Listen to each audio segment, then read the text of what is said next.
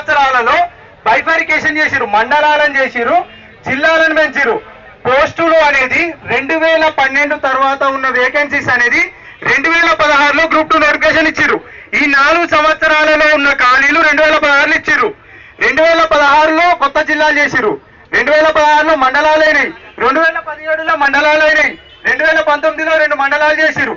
ఇందులో మండలాలలో ఉండే డిప్యూటీ తహసీల్దార్ల ఖాళీలన్నీ, ఇక్కడ ఉన్న సబ్ రిజిస్ట్రార్లు ఎన్ని, వేకెన్సీస్ అనేది చూపెట్టట్లేదు అంటారు. ఒకసారి మాట్లాడుకుంటే నేను ప్రత్యక్షంగా సిద్దిపేట జిల్లా గురించి సమాచారం సేకరించిన.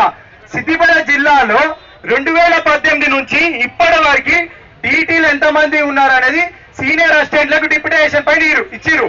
ప్రస్తుత ఖాళీలు సిద్దిపేట డిస్టిక్ లో 7 డిప్యూటీ తహసీల్దార్ ఖాళీ ఉన్నాయి, 5 సబ్ రిజిస్ట్రార్లు ఖాళీ ఉన్నాయి, అసిస్టెంట్ కమర్షియల్ ట్యాక్స్ ఆఫీసర్ ఖాళీ ఉంది, కోఆపరేటివ్ సొసైటీలో సబ్ రిజిస్ట్రార్లు లేరు.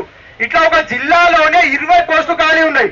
నా జోన్ రాజన్న సిరిసిల్ల, కామారెడ్డి, రాజన్న సిరిసిల్ల, కరీంనగర్, మెదక్, సిద్దిపేట ఒక జోన్కి నాకు తెలిసిన సమాచారమే 60 పోస్టులు ఉన్నాయి. అంటే ఒక స్టూడెంట్ ని నేను తెలుసుకుంటేనే ఇది పక్కా అథెంటిక్ ఇన్ఫర్మేషన్. ప్రభుత్వం దగ్గర చెప్పమన్నా చెప్తా, ఎక్కడ చెప్పమన్నా చెప్తా. సబ్ రిజిస్టర్ ఆఫీసర్ల, అటెండర్ల ద్వారా, కలెక్టరేట్ ఆఫీసర్ల, సెక్షన్ ఆఫీసర్ ద్వారా, సిద్దిపేట కలెక్టర్ ఆఫీస్ లా ప్రతి సెక్షన్ కి ఒక డీటీ ఉండాలి. లేరు, 3 డీటీలు ఉన్నారు. సిద్దిపేట కలెక్టరేట్ ఆఫీస్ కాకుండా నల్గొండ 30 మండలాలు ఉన్నాయి.